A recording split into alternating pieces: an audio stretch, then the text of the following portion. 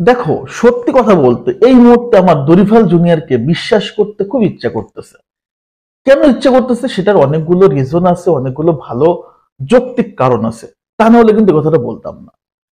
দরিফাল junior সে কিন্তু last যে তোমরা দেখছো যে একটা ফাইনাল হয়েছে বোটাফোগোর সাথে হচ্ছে ফ্লামেঙ্গোর, এবং সেই ম্যাচটা কিন্তু দরিফাল জুনিয়র মাঠে বসে দেখছে এবং দেখার পর সংবাদ সম্মেলনে অনেকগুলো কোশ্চেনের অ্যান্সার দিচ্ছে, তার মনের অনেক কথা বলছে, নেইমারকে নিয়ে কথা বলছে এবং ব্রাজিলকে নিয়ে কথা বলছে, এবং সে কিন্তু বলছে যে নেইমারের একটা বিশ্বকাপ অবশ্যই দরকার এবং নেইমার সন্তোষে ফেরত আসছে, এটা নেইমারের জন্য সবচেয়ে ভালো হয়েছে। নেইমার ফিট থাকুক এবং সে ফিটনেস ধরে রাখতে পারলে অবশ্যই নেইমার নেক্সট বিশ্বকাপ বাছাই পড়ো ম্যাচে ডাক পাবে। শুধু এই বিষয়টাই যে আমি দরিভালকে ভালো বলতেছি বা দরিভালকে বিশ্বাস করতে ইচ্ছা করতেছি, বিষয়টা এমন না। দরিভাল জুনিয়র সিদ্ধান্ত নিছে যে ব্রাজিলিয়ানরা যে যে লিগগুলোতে খেলে ইউরোপে, যে যে লিগগুলোতে খেলে সেই লিগগুলোতে সে খেলাগুলো সরাসরি যায় দেখবে এবং দেখে পারফেক্ট ভাবে ডিসিশন নিবে যে কাকে আসলে চুজ করতে হবে। এই জিনিসটা দেখছিলাম 2022 বিশ্বকাপের আগে তিতে এই কাজটা করছিল। সো দরিফাল জুনিয়র সামনে একটা বড় দুটা ম্যাচ আমাদের আর্জেন্টিনা কলম্বিয়ার সাথে, এবং এই ম্যাচের আগে যদি দরিফাল জুনিয়র পারফেক্টলি একটা স্কোয়াড তৈরি করতে চাই, একটা ভালো একাদশ গঠন করতে চাই, তাহলে কিন্তু তার একটা সমন্বয় টিম দরকার। এবং সে নিজেও অবগত, আমরা তো খেলা দেখি, বাট সে নিজেও অবগত যে ব্রাজিলিয়ানরা ভালো পারফরমেন্স করতেছে তাদের নিজ নিজ ক্লাবগুলোতে। সো সে চাই যে পরোক্ষভাবে না প্রত্যক্ষভাবে প্রত্যেকটা ম্যাচ, যেমন ইংলিশ প্রিমিয়ার লিগ, লা লিগা, বুন্দেস লিগাতে, তারপর হচ্ছে লিগ আ, তারপর হচ্ছে সৌদি প্রো লিগ, সবগুলো টুর্নামেন্ট, সবগুলো লিগের খেলা সে দেখতে চায় এবং সে পরখ করতে চায় যে আসলে ফুটবলারদের বাস্তবিক আসলে প্রেক্ষাপটটা কেমন, ফিটনেসগত ইস্যু কেমন, এবং সে সরাসরি তাদের সাথে কথা বলতে চায়। কথা বলে দেন সে একটা পারফেক্ট স্কোয়াড তৈরি করতে চায়, কারণ তার টার্গেট কিন্তু আগামী 26 বিশ্বকাপ। সদরিফাল জুনিয়র কিন্তু এই বিশ্বকাপে ফাইনাল খেলবে সেটা অনেক আগে বলছে, এটা নিয়ে আমরা অনেক হাসাহাসি করছি। সো হাসাহাসি তো আমরা করতে পারি, বাট তার সে একটা কোচ, একটা ন্যাশনাল টিমের কোচ, এবং দেশে কোনো টিম না, ব্রাজিলের মতো টিমের কোচ, তার কিন্তু যথেষ্ট পরিমাণ ম্যাচুরিটি ডেভেলপমেন্ট হচ্ছে এবং থাকা উচিত বলে সে কিন্তু এই যে প্ল্যানিং গুলো করছে। এবং তার সাথে আছে কিন্তু জোয়ান আছে যে ব্রাজিল ন্যাশনাল টিমে খেলছে।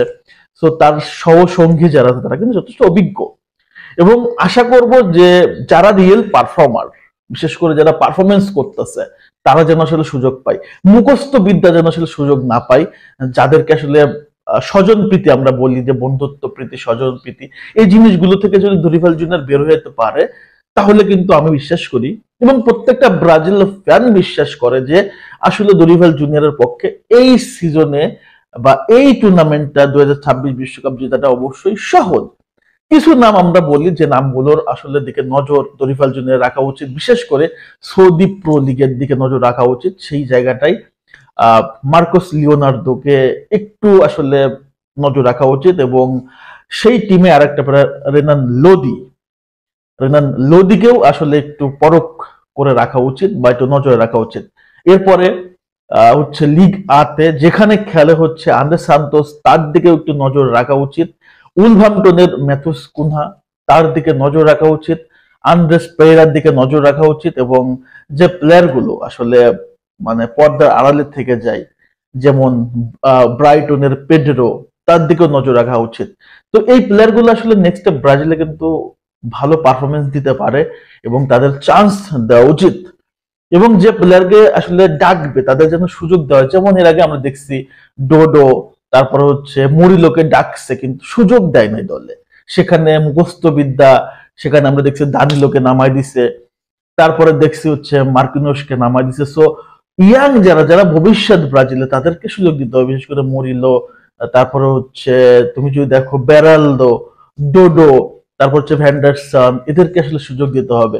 এবং এই জিনিসটা, এবং আর একটা প্লেয়ারের কথা ভুলে গেছি, স্কিপ করে গেছি, সেটা হচ্ছে মিডফিল্ডে তোমার হচ্ছে আহ অ্যাটলেটিকো মাদ্রিদের লিনো, সামুয়েল লিনো, তার দিকেও কিন্তু একটু নজর রাখতে হবে। এবং আর একটা প্লেয়ারের কথা ভুলে গেছি, সেটা হচ্ছে আতালান্তাতে খেলে এডারসন। সো এই প্লেয়ার গুলোর দিকে একটু নজর রাখতে হবে, তাহলে অন্তত ব্রাজিলের কোচ দরিফাল জুনিয়র একটা শক্তিশালী স্কোয়াড তৈরি করতে পারবে। এবং যে স্কোয়াডটা সত্যি কথা বলতেছি, আমি অনেস্টলি বলতেছি যে স্কোয়াডটা শুধুমাত্র একটা স্কোয়াডই হবে না, প্রতিপক্ষর কাছে ভয়ঙ্কর একটা স্বপ্ন হবে ব্রাজিল টিমটা।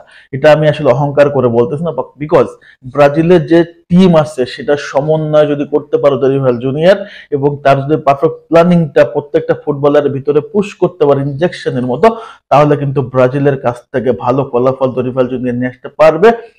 তার একটা আন্ডারস্ট্যান্ডিং দরকার টিমের ভিতরে একটা কমিটমেন্ট তৈরি করতে হবে যে টোটাল টিমটা হচ্ছে একটা সেতু বন্ধনে ব্রাজিলের সবুজ গালিচা, এই সবুজ গালিচা হলুদ জার্সিতে যেন ব্রাজিল শেষ আর একটা ড্রাইভ দিয়ে নেইমারের জন্য বিশ্বকাপ জিততে পারে।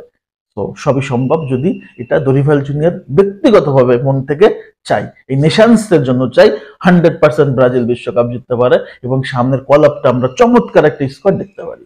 আলোচনা এতটুকু, তোমাদের মন্তব্য কিন্তু কমেন্টস করে জানিয়ে দেবা, এবং আমার ভিডিও যদি তোমার কাছে ভালো লেগে থাকে ফেসবুক থেকে দেখলে ফলো করবে এবং ইউটিউব থেকে দেখলে সাবস্ক্রাইব করবে। আল্লাহ হাফেজ, আসসালামু আলাইকুম।